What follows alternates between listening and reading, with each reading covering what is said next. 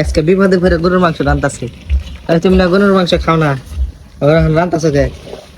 বিপদে পড়া মাই রান্নার কইছে, মাই অন্য কাম করতেছে, আমার রান করে না কোনো। তোমার কি পেট নিয়ে ধরছে না বুঝে ধরছে গো? কে এই যে গরুর মাংস খাও না, সুইবার খাও না, গরুর মাংস গন্ধ হুম দেখুন গান করো। হ্যাঁ আরে খাই না, এটা অনেকে আমি খাই না, তাই কি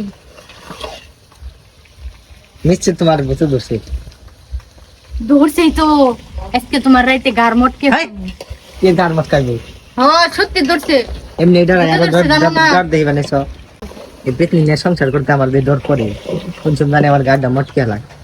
আজকে রাইতে মটকাম, হ্যাঁ গার মটকাম আজকে।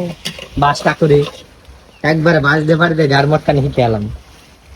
ভূতে যখন ধরছে আজকে রাইতে তোমার গার আমি মটকাম, রাইতে কোনে দেবে? বাস দিয়ে পারে দিয়ে গাড় একবার ভেঙে এলাম। ও মা দেখেন আমার না বাস দিয়া বাড়িতে বলে এলো গার বেঙ্গালে। ভূতের কি মাছ আবার? হ্যাঁ আঙ্কি ভূত, তো ভূতই তো। আমি গরুর মাংস খাই পারি না একটুকুই। আচ্ছা ভূতের কি মা আছে নি তাই তো? কও কি আছে? ভূতের মা আছে, আচ্ছা, গরুর মাংস তো- মা আছে, মার মাও আছে, মার দাদিও আছে। আচ্ছা গরুর মাংস তো হিন্দুরা খায় না, তোমার কি তাহলে হিন্দু ভূতে ধরছে না?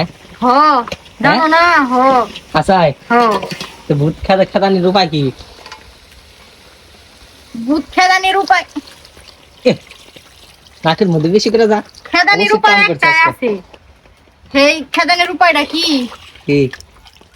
যদি রাইতে কাউরে গারমটকে খেয়ে হারি, তাহলে জীবনকাল মতন বলে মুলটা জায়গা। পাতা না, মুলটা পাতা দিয়ে রাইতে ওরা ধরা বাইরাইলে ভূত একলাই যাবে।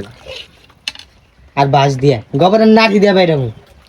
আমি শুনছি এলো জাগো শরীরে পেট থাকে না, তারা বলে রেত্রে এলো জামাইয়ের গার মটকে খেলে ই হয়, ভূত জায়গা।